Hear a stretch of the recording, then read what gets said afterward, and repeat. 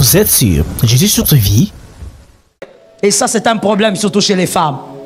Trop suivistes. Tout ce que vous voulez faire, vous voulez le faire par rapport aux gens. Parce que les autres ont fait, moi aussi je dois faire. Parce que celle-là, elle est allée, je ne sais pas dans quel pays. Moi aussi je dois voyager. Si seulement tu comprenais que chaque destinée est attachée à une terre. Ose aller voyager à un endroit où la terre ne te connaît pas. Un jour je vais enseigner sur ça. Où la terre ne te reconnaît pas. Tu vas voir ce que tu vivras.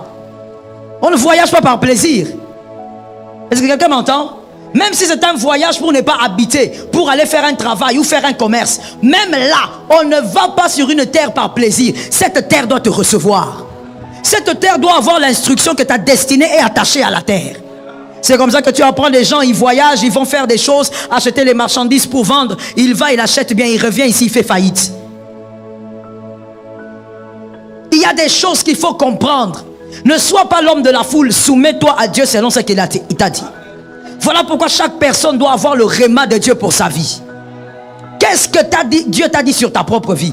Ne sois pas l'homme de la foule. Oh non, Dieu nous a dit qu'ici à l'AENA, c'est bien d'avoir les prophéties générales. Mais écoute bien, c'est important d'avoir ton réma. Celui qui a son réma s'accroche à ce que Dieu lui a dit. Dieu m'a dit ça, je reste là. Si vous tous vous partez, partez. Moi, Dieu m'a dit autre chose. Regarde une personne qui semble avoir la foi, dis-lui, reste là où Dieu t'a dit. Quand tu es une femme de la foule, tu crées trop de problèmes même à ton mari, trop de problèmes à tes frères, à tes sœurs, parce que tu es une suiviste. Tu fais tout par imitation. Qu'est-ce que Dieu t'a dit? Pierre n'est pas Jean. Et heureusement pour nous, ces hommes-là n'étaient pas comme toi et moi. Gloire à Dieu vraiment. Si ces hommes-là étaient comme toi et moi, cette Bible peut-être n'aurait pas existé. Pierre n'est pas Jean. Pierre est Pierre. Jean est Jean. Est-ce que quelqu'un m'entend bien?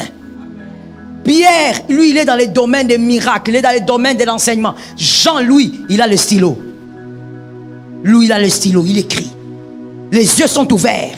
Il reçoit et il écrit. Pierre n'a pas envie de faire ce que Jean fait. Non. Les hommes de la foule. Pourquoi tu veux faire ce que cette sœur fait? Pourquoi tu veux faire les choses comme tel autre frère? Qui t'a dit que nous avons été appelés pour être uniformes? Nous sommes appelés dans la diversité. Même par rapport à ta destinée, tu es appelé à vivre une vie différente. Dieu ne te bénira pas comme il me bénira. Et même ta bénédiction ne viendra pas par le même chemin que ma bénédiction. Ça tombe sur celui qui est là derrière. Ma bénédiction ne prendra pas le même trajectoire que le tien. Chacun a son chemin. Mais toi, tu es l'homme de la foule. Toi, tu es toujours là comme ça. Quand Dieu te laisse là, tu te calmes un peu. Mais dès que tu vois un frère se marier, tu deviens agité. Tu commences même à aller chercher à faire le travail pour lequel Dieu ne t'a pas appelé. L'essentiel pour toi, moi aussi, je dois me marier. L'homme de la foule. Qu'est-ce que Dieu t'a dit? Écoute, rappelle-toi de ce que Dieu t'a dit. Ressasse ce que Dieu t'a dit et reste dans la soumission. Attends là. Oh God, reste là. Arrête de t'agiter. L'homme de Bethesda, j'aime cet homme-là. Malade depuis 38 ans. Il est resté là. Avec ou sans personne, il est resté là. Pourquoi il est resté là? Il savait que s'il rentrait chez lui là-bas à la maison, il n'y a pas de piscine qui délivre. C'est un homme intelligent qui m'a entendu. Mais les hommes de la foule là, vous ne m'avez pas entendu. L'homme de Bethesda, 38 ans de maladie, il est resté là. Même quand il avait dit à Jésus, je n'ai personne. Tu n'as personne, alors pourquoi tu restes là? Tu n'as personne. Quand il dit je n'ai personne, ça ne veut pas dire j'aurai quelqu'un. Ça veut dire je n'ai personne. Il ne viendra pas aussi. Mais pourquoi tu es là? Il est là parce qu'il sait que même s'il s'est déplacé en rampant, là où il va aller, il n'y a pas de piscine. On reste là où il y a la piscine. Ça tombe sur un fils de cette assemblée. On reste là où il y a la piscine. Là où il y a la piscine, c'est là où il y a la délivrance. C'est là où il y a la bénédiction. Même si elle n'est pas matérialisée aujourd'hui, elle arrivera. Parce que la piscine produit la bénédiction. Que quelqu'un m'aide à dire la piscine produit la bénédiction. On reste là où il y a la piscine. Toi tu t'achites. Non, je suis là depuis 38 ans, mais je ne vois pas clair. Et même mes copines, elles sont allées à Johannesburg. Leur vie ont changé. Moi, je suis toujours là. Regarde comment tu es une femme de la foule. Regarde comment tu es une femme ignorante qui ne comprend pas qu'on ne fonctionne pas par rapport à ce qui arrive aux autres. On fonctionne par rapport au réma de sa vie. Qu'est-ce que Dieu a dit sur toi? Soumets-toi à ça. Et je te l'ai déjà dit, ce que Dieu te dira ne sera pas toujours plaisant. D'ailleurs, Dieu fait exprès que ça ne soit pas toujours plaisant. Je te l'ai dit en donnant l'exemple naturel. Un bon fils, pour moi, si j'ai un fils, que ce soit biologique ou spirituel, le fils qui m'obéit n'est pas le fils qui fait ce que lui il aime. C'est le fils qui fera ce que je lui dirai et qu'il n'aime pas. C'est celui-là qui m'obéit. Ce n'est pas celui qui m'obéit parce que bon, ça m'arrange. Ce que maman a dit m'arrange. Non, je te mets à côté, je te compte parmi les hommes de la foule. Mais celui-là qui va réagir comme les vaillants de David. David veut tester ses hommes. Même David savait qu'on teste. Toi, tu crois que Dieu ne sait pas qu'on teste? David a dit à ses hommes, écoutez, je dois boire. Amenez-moi de l'eau. Mais ne m'amenez pas n'importe quelle eau. Je veux boire l'eau de la citerne. Cette citerne était au milieu du camp des adversaires. Les vaillants de David ont dit, c'est ce que tu veux boire? Il dit, c'est ce que moi je veux boire. Ils ont dit, on y va. Sans réfléchir. Ils sont allés au péril de leur vie. Ils ont pris l'eau, ils sont sortis avec l'eau. David a dit, non, je ne boirai pas de cette eau. Ça, c'est le sang. Ce n'est pas de l'eau. Vous avez risqué vos vies pour moi. Des hommes comme ça, jusqu'à leur mort, ils sont restés loyaux envers David. Il ne s'agit pas ici de faire des choses que toi tu aimes quand Dieu parle. Non, c'est que Dieu m'a dit, j'écoute souvent les sœurs dire ça. C'est que Dieu m'a dit, maman est trop difficile. Oui, mais fais-le. On t'a jamais dit que ça sera facile, mais fais-le. Je vais donner un exemple, les hommes intelligents vont me comprendre. Lorsqu'on va accoucher, surtout si on accouche normalement, frère, c'est pénible, mais on doit le faire. Si tu ne le fais pas, tu tues l'enfant. C'est pénible, ta vie est en jeu, mais tu dois le faire. Ça ressemble à ça, la soumission à Dieu. Il me dit des choses difficiles, mais je sais que je suis obligé de le faire. Parce qu'en réalité, si je ne le fais pas, c'est moi qui perds. Demain, je vais pleurer. Est-ce que quelqu'un m'entend bien? Que Jésus t'introduise dans la soumission. Proverbe 10, 22 dit quelque chose qui nous intéresse ce soir. Proverbe 10, 22. C'est la bénédiction de l'Éternel qui enrichit. Elle ne se fait suivre d'aucun chagrin. Un peu d'exégèse ce soir.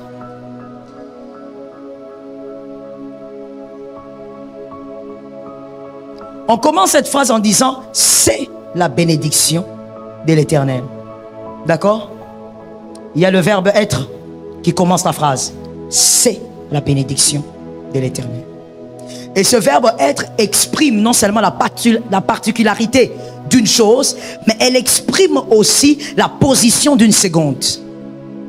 Est-ce que quelqu'un m'entend? Elle exprime la position ou la présence d'une seconde chose. On dit c'est la bénédiction de l'Éternel. C'est-à-dire donc qu'il y a des bénédictions qui ne sont pas de l'Éternel, mais que vous pouvez appeler bénédiction. Vous pouvez regarder quelqu'un, vous dites, oh il est béni, ah Dieu lui a fait du bien, en tout cas ce frère-là est béni. C'est vous qui appelez sa bénédiction. Mais la Bible dit qu'il y a une bénédiction qui vient de l'Éternel. Il y a plusieurs types de bénédictions que Dieu t'épargne. Il y a plusieurs types de brillance que Dieu t'épargne. Que seule la brillance qui vient de Dieu soit pour toi. Est-ce que quelqu'un m'entend? Je veux dire quelque chose d'important, mais je ne veux pas le répéter parce que je n'ai pas envie de créer une polémique. Tu vas simplement m'écouter bien et comprendre chacun selon son intelligence ce que je veux te dire. Une personne peut briller en parlant du divin sans avoir une brillance divine.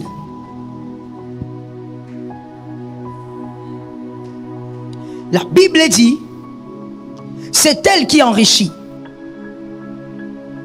Alors comprenons-nous bien. Ça veut dire donc que les autres types de bénédictions n'enrichissent pas. C'est que nous pouvons dire qu'il est béni. En réalité, ces bénédictions n'enrichissent pas. Il s'agit ici de l'enrichissement.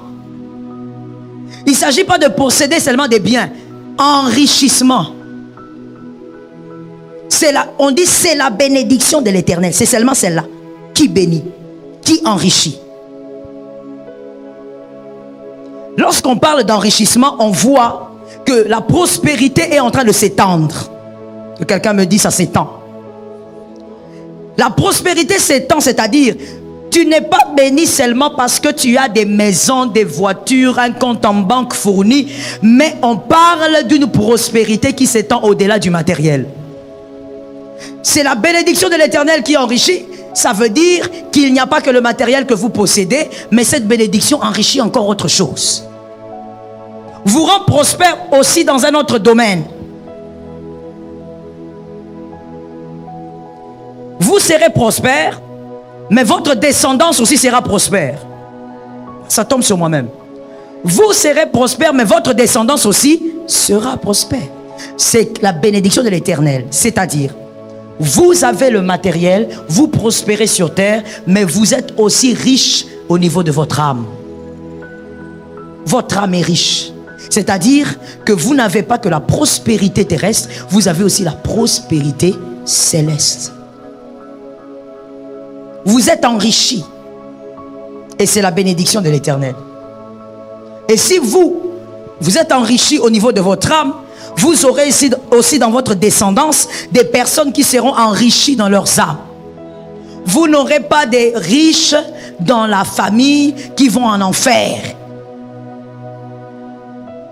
Des riches qui entrent chez les marabouts. Des riches qui lisent des livres occultes. Des riches qui sont pauvres au niveau de leurs âmes. Mais dans ta lignée, tu auras des riches qui ont aussi la prospérité céleste. Ça tombe sur toi 3 fois, mon frère. Il ne faut pas suivre le voisin, là, c'est la foule. Toi, il faut dire un amen quand tu en as envie. Tu prends ce qui est à toi. Et donc, Marc 8, 36 dit quelque chose de bien. Marc 8, 36. Et que sert-il à un homme de gagner le monde s'il perd son âme? Que sert-il à un homme de gagner le monde s'il perd son âme? Donc, les autres types de bénédictions vous permettent d'être fort sur terre, mais de perdre votre âme. Ça ne sert à rien d'être fort sur la terre, de briller ici et de finir en enfer. Parce que la deuxième vie est plus longue que la première. Est-ce que quelqu'un m'entend? Même si tu fais 90 ans ici, tu fais 120 ans ici, la deuxième vie est plus longue que celle-ci. Tu gagnes la gloire, tu gagnes les acclamations des hommes, tu perds ton âme, tu n'as rien gagné. Que quelqu'un dise à un voisin, tu n'as rien gagné. Maintenant, dis à celui que tu vois là, qui a la foi, dis-lui, tu n'as rien gagné. Il est important pour toi, astre, de savoir que tu dois prospérer sur terre, mais que tu dois prospérer aussi dans les cieux. Ça tombe sur moi-même. Tu dois prospérer sur terre ainsi que dans les cieux. C'est ça l'enrichissement. Tu es prospère à tous les niveaux, corps, âme, esprit. Tu es prospère. Tu es en train de vivre l'enrichissement qu'accorde la bénédiction de l'Éternel. Vous voyez, la Bible l'a très bien expliqué, le verset que vous connaissez depuis que vous avez peut-être 2 ans. La Bible l'a expliqué dans 3 Jean 1, 2. 3 Jean 1, 2. L'apôtre Jean dit, bien-aimé, je souhaite que tu prospères à tous égards et sois en bonne santé comme prospère l'état de ton âme. Il dit, voilà ce que je veux pour toi. La phrase commence comment? Je souhaite. C'est mon souhait. Écoutez, quand il y a un souhait, c'est-à-dire que tout le monde ne pourra pas y arriver. On souhaite, mais il y a toujours des gens qui ne vont pas y arriver. Mais des gens qui ont été baptisés, des gens qui ont été à l'église, les gens qui ont servi à l'église, mais qui ne vont pas y arriver, qui ne vont jamais prospérer à tous égards, parce que vous êtes des astres un peu obscurcis. Vous n'avez pas compris qu'on ne peut pas prospérer en Dieu si on ne commence pas par le début. On ne peut pas s'enrichir en Dieu si on ne commence pas par les débuts. L'apôtre Jean a dit, je souhaite que tu prospères comment? À tous égards. C'est-à-dire, le premier à vouloir que nous puissions prospérer, c'est non seulement la parole de Dieu, mais Dieu aussi le veut. Que nous puissions prospérer à tous égards. C'est-à-dire, toi, tu ne dois pas être une personne qui a un domaine de la vie qui brille et un autre domaine de la vie qui est ténébreux. Non. Ce n'est pas la volonté de Dieu. Tu dois être, oh God, Seigneur, aide-moi à expliquer ça. Tu dois être en Christ et Christ, il est l'alpha et l'oméga. Je réponds la phrase avant de l'expliquer pour celui qui était. Merci bien. Je dis ceci. Tu dois être en Christ et Christ, il est alpha et oméga. C'est-à-dire, Christ, il est le début, il est la fin. Est-ce que quelqu'un m'entend? Christ, il est, au début tu le trouves, à la fin aussi, tu le trouves. Toi, tel que tu es là, on doit te trouver prospérer au début de ta vie et à la fin de ta vie. J'inverse encore la chose. Toi, tel que tu es là, on doit constater que tu prospères au début de toute chose et à la fin de toute chose. Je renverse encore. On doit découvrir que toi, tu prospères dans tes études, dans ton travail, dans ton mariage, dans tout ce que tu fais. On doit découvrir que tu prospères. Il n'y a pas un domaine là où tu es médiocre. La Bible ne dit pas soyez la tête dans les études, soyez médiocre dans votre famille. La Bible ne dit pas soyez la tête au milieu de vos enfants et soyez la queue dans votre travail. La Bible dit soyez la tête. Refusez la queue dans tous les domaines. Ça tombe sur les fils de cette maison. Refusez d'être la queue dans tous les domaines. C'est comme ça que quand tu sens qu'il y a un domaine de ta vie qui ne marche pas, mon frère, cherche d'abord à comprendre où est ton erreur. Si tu ne vois pas ton erreur devant Dieu, carbure en prière. Est-ce que quelqu'un m'entend bien? Tu ne peux pas avoir dans ta vie des domaines où c'est l'obscurité. Et toi-même, tu es content, tu dis non, en tout cas, moi, Dieu m'a béni. Mais vraiment, tel domaine, c'est comme ça, ça ne marche pas. Tu dois prospérer à tous égards. L'apôtre Jean a dit prospérer à tous égards. Mais prospérer comme prospère, c'est comme ça que nous, les enfants de Dieu, nous prospérons. Voici la première marche. D'abord, l'âme. L'âme doit prospérer. Ensuite, nous allons prospérer matériellement. Pourquoi l'âme doit prospérer? Parce que c'est l'âme qui est éternelle. C'est l'âme qui vivra plus longtemps. Celui qui prospère au niveau de son âme doit aussi prospérer sur la terre. Est-ce que quelqu'un m'entend? Refuse de constater qu'il y a des choses dans ta vie qui sont dans l'obscurité. Tu n'es pas appelé pour voir certaines choses demeurer dans l'obscurité. Vous savez, quand vous vivez d'une certaine manière, les enfants que vous enfantez et qui grandissent avec vous, lorsqu'ils constatent que vous, parents, vous tolérez certaines anomalies, eux aussi vont se mettre à normaliser ces anomalies. Est-ce que quelqu'un comprend? Je veux inverser ça pour un homme intelligent. Les anomalies que vous tolérez, pour vos enfants, ça sera une vie normale.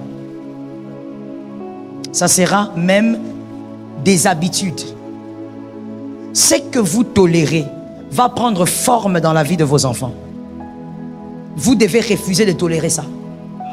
Vous devez prospérer à tous égards. Alors regardez bien votre âme. Est-ce que votre âme prospère? Toi, tu pries que quand tu as des problèmes. Est-ce que ton âme prospère? Tu ne lis la Bible que quand tu es là, assise là. Et même là, tu n'as pas de Bible. Mais tu as je sais pas, des tissages, tu as des vêtements, tu as des chaussures en douzaine, mais tu n'as pas de Bible telle que tu es là. Et quand tu as une Bible, c'est une Bible bizarre, comme si elle sort de la guerre mondiale. Déchirée, bizarre, façon. Ça, c'est ça ta Bible. Tout ce qui concerne les choses de Dieu, les choses saintes, ça ne t'intéresse pas. Toi, tu viens seulement quand tu as besoin de Jésus comme une bouée de sauvetage. Est-ce que ton âme prospère? Si tu ne prospères pas au niveau de ton âme, n'espère pas prospérer ailleurs. Ça commence au niveau de l'âme. Respecte ton âme plus que ton corps. Je reprends. Respecte ton âme plus que ton corps. Prends soin de ton âme plus que tu prends soin de ton corps. Tu vois comment tu dépenses beaucoup d'argent là pour prendre soin de ton corps, de ta peau. Tu ne veux pas que ta peau ait des taches. Occupe-toi de ton âme mieux que ton corps. Combien d'heures tu prends avant de dormir? Combien d'heures de prière, je voulais dire, tu prends? Combien? Combien de temps tu passes à prendre ta Bible seule et à méditer? On ne dit pas de prendre la Bible, commencer à lire comme un enfant de la maternelle. Tu médites. Tu prends un chapitre, tu lis, tu as ton carnet, tu étudies, tu écris. Tu fais l'analyse des textes. Combien de temps ça te prend? Tu prends combien de temps la semaine? Parce que si je te dis le jour, c'est grave. Combien de temps tu prends pour honorer Dieu dans ce qu'il te dit? Par semaine, combien de jours tu fais de jeûne? Tu ne jeûnes que quand l'église décrète. Et même là, tu trompes encore Dieu. Ton âme ne prospère. En fait, ton âme est chétive. Ton âme est naine. Mais tu dis quoi? Que Dieu me bénisse. Mon frère, va chez le diable. Si tu restes en Dieu, Dieu ne te bénira pas comme ça. Le schéma est déjà connu. C'est d'abord l'âme. Quand toi tu passes dans ton ventre, je parle à quelqu'un, il faut que tu m'entendes. Quand toi tu passes dans ton ventre, quand tu penses à ça, j'ai faim, il faut que je mange. Dieu, lui, se pose des questions sur ton âme. Ton âme est maigre, mal nourrie. Ton âme a l'apparence d'une âme qui va mourir. Parce que ton âme ne se nourrit pas des choses vraies. Tu n'écoutes la parole que quand tu es à l'église et même là tu as sommeil. Tout ce qui t'intéresse sont les futilités de ce monde. Quand tu es devant la télé, devant tes films bizarres, là tu es concentré. Tu connais toutes les séries. Tu peux raconter l'histoire comme si tu étais le metteur en scène. Mais quand il s'agit de la parole de Dieu, tu es là, les yeux sont en train de résister. Et ça commence à dormir comme un caméléon. Quand il s'agit des choses de Dieu, tu es désintéressé. Mais quand tu veux évoluer, tu cherches la bénédiction. Et tu viens même auprès des pasteurs. Pourquoi est-ce que ma vie est comme ça? J'ai fait beaucoup d'années quand même. J'ai 38 ans quand même. J'ai fait ceci. Tout ça c'est bien beau. Mais Dieu ne va pas commencer là où toi tu veux. Dieu va commencer selon les principes établis. D'abord ton âme. Il y a une sœur qui me disait quelque chose. Je l'ai rencontrée quelque part. Comme on avait des masques. Elle a reconnu ma voix. Elle est venue. Elle a dit, Pasteur Joël. J'ai dit oui. Et elle a enlevé son masque et je l'ai reconnu. Je lui ai dit, qu'est-ce que tu deviens? Il m'a dit, ah maman, Dieu m'a fait grâce. Tu sais que j'étais déclarée stérile? J'ai dit, oui, je sais. Que tu étais déclarée stérile. Elle m'a dit, maman, malgré ce diagnostic, Dieu est incroyable. Un homme est venu pour m'épouser. Cet homme m'a proposé le mariage et on a fait 1 semaine de préparation. On s'est mariés. Et j'ai dit à cet homme avant même de se marier, j'ai dit, écoute, voici les diagnostics. Je lui ai présenté les résultats. Je suis déclaré stérile par 3 grands médecins de cette ville.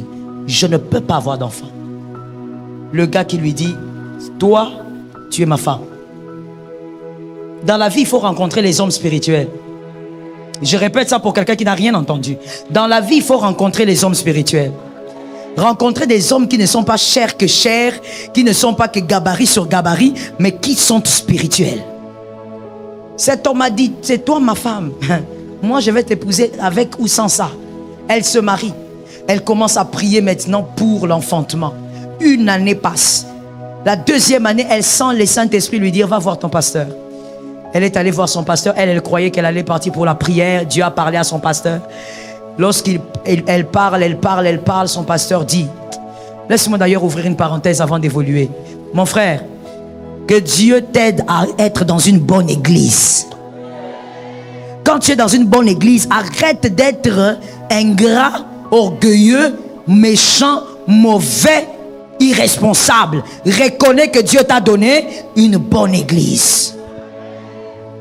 Les amens là, c'est pour qui? Tu es ingrat, hein? Tu sais même pas reconnaître ce que Dieu a fait pour toi. Heureusement qu'elle était aussi dans une bonne église devant un homme de Dieu authentique. Pas celui qui veut parler parce qu'il veut manger. Cet homme de Dieu regarde la fille en train de parler et dit, écoute ce que Dieu m'a dit. Je ne veux pas prier pour toi. Va dans l'église, cherche quelque chose que tu vas faire. Parce qu'il y a une promesse dans la parole. Voici la promesse qui est écrite dans la parole au sujet de tout ce qui serve Dieu. C'est quoi la promesse? Ah ah.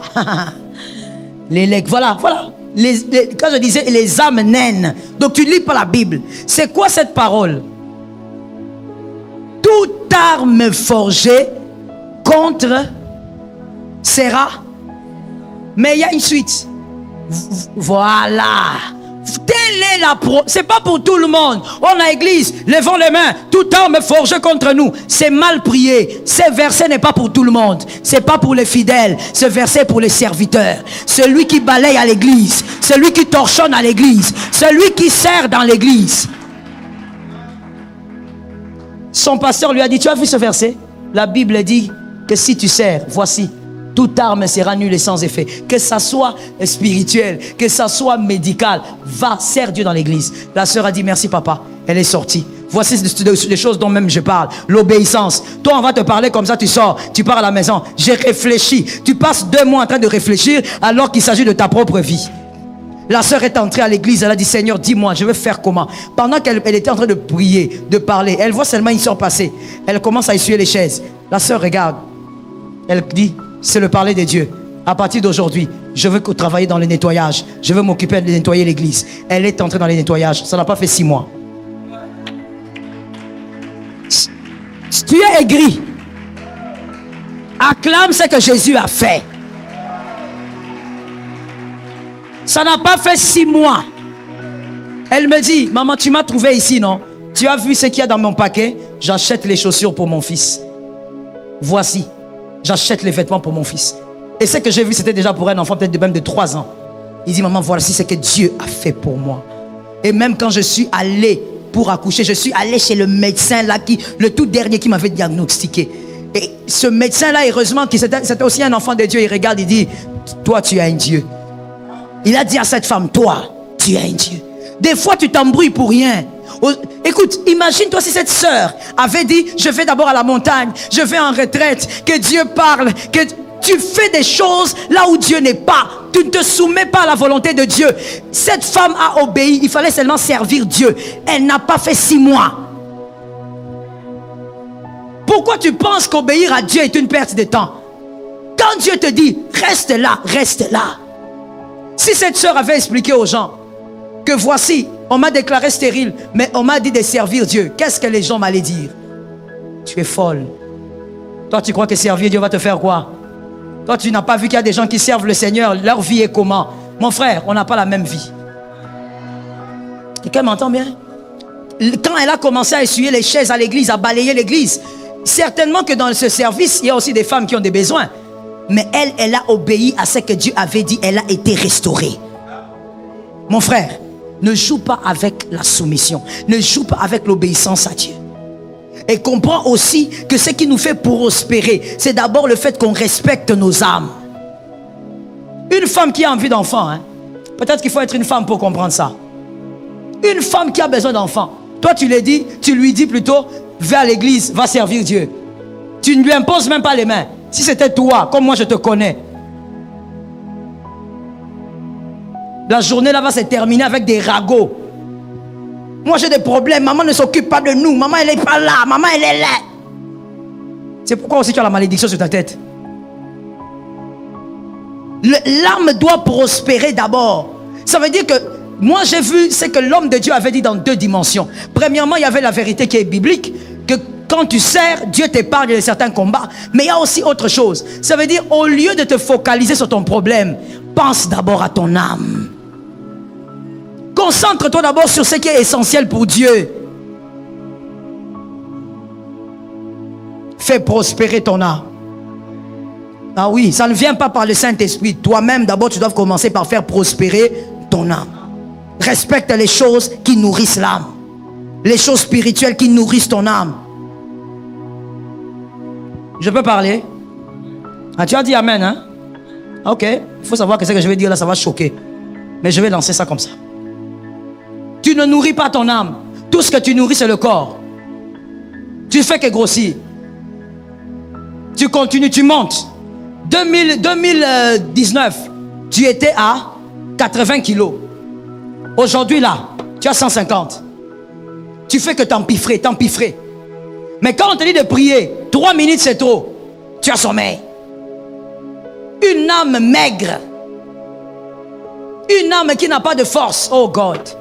Même quand les sorciers des fois viennent la nuit, ils te regardent, ils disent non, elle on va pas la manger maintenant, on va la manger l'année prochaine. Tellement que tu es accessible. Ils entrent, ils sortent. Tu te préoccupes des choses du monde. Non, c'est pas ce que Dieu a dit. Préoccupe-toi de ton âme.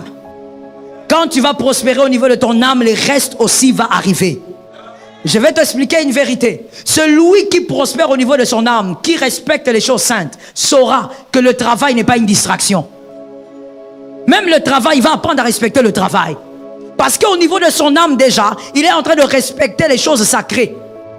Et ces choses t'apprendront que le travail est une bénédiction. Est-ce que quelqu'un m'entend bien? Oh non, moi je suis le fils de la promesse. Fils de la promesse, tu te réveilles le matin, tu te réveilles à 10 heures. Quand tu te réveilles là, tu réclames le thé, comme si tu as engagé quelqu'un. Quand tu finis de prendre ton thé, tu es là assis. Que tu sois homme, femme, marié ou pas, tu es là. Tu attends encore qu'on vienne te servir à 12h, à 13h. Tu manges et tu dors. Des fois même tu dors avec la télécommande. Tellement que tout ce que tu fais toi, c'est la télé. Tu connais toutes les chaînes. Toutes les chaînes. Tu connais même là où ça se trouve. Numéro 52, numéro 25.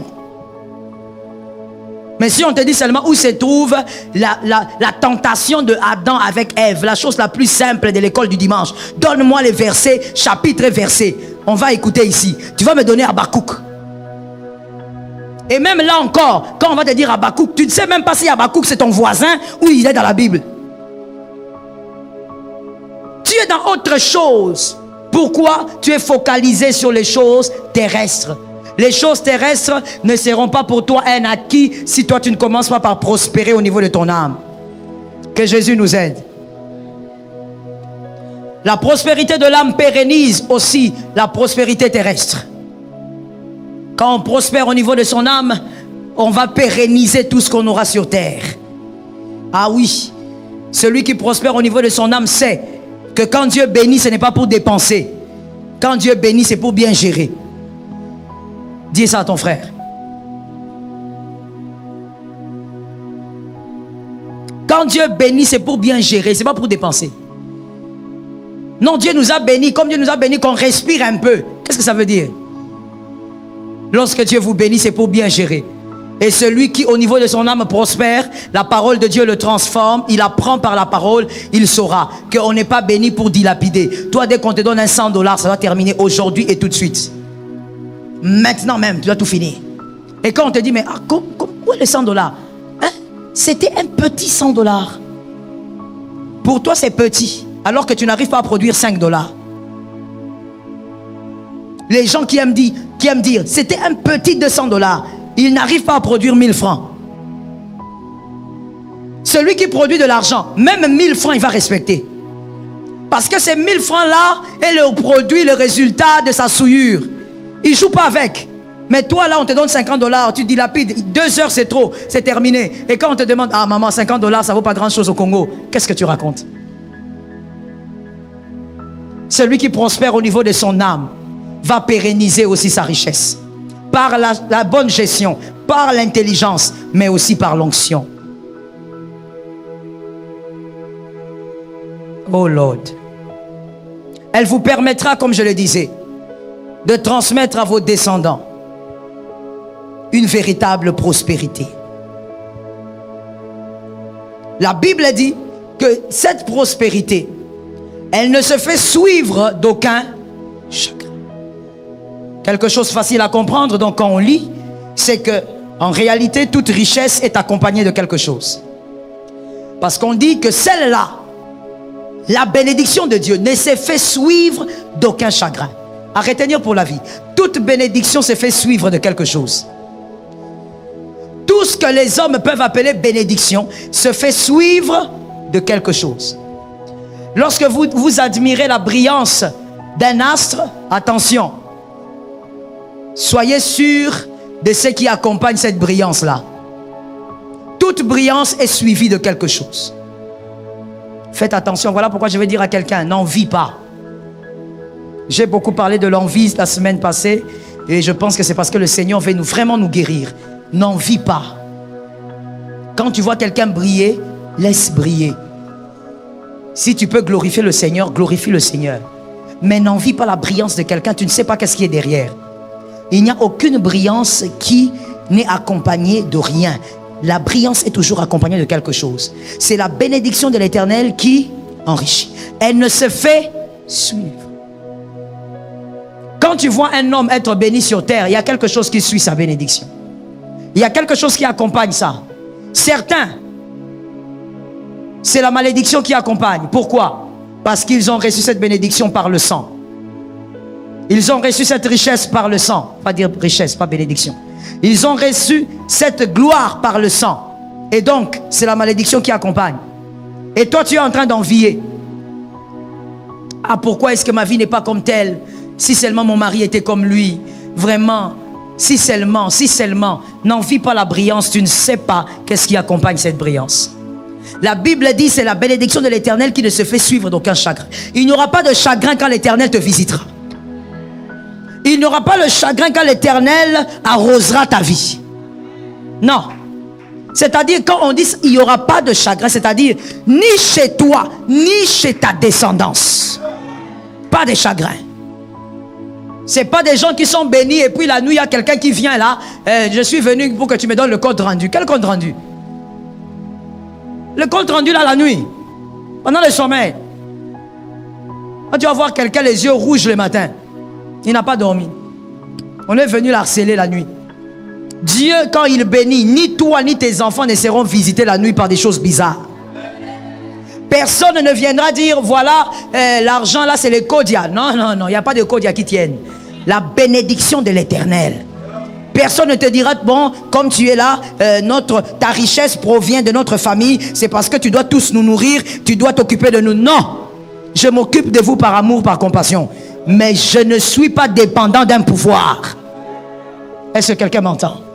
Que la bénédiction que Dieu va t'accorder, parce que tu vas comprendre qu'il faut se soumettre et faire prospérer son âme, que ça soit suivi de paix et de bénédiction, de paix et de shalom. Lorsque tu seras béni, que tu ne sois pas inquiet en train de te poser des questions, qu'est-ce qui va t'arriver la nuit?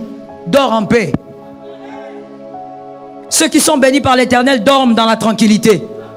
Ah oui, il a une grande maison et il dort en paix. C'est pas comme quelqu'un qui a une grande maison mais il va dormir dans les tombes. Sur les tombes, il va s'allonger alors qu'il laisse la grande maison. Toi, ça ne doit pas t'arriver ni à toi ni à tes descendants. Ah, ça tombe sur quelqu'un, je disais. Ça ne doit pas t'arriver. Tu dois briller de manière authentique. Quelqu'un me dise authentique.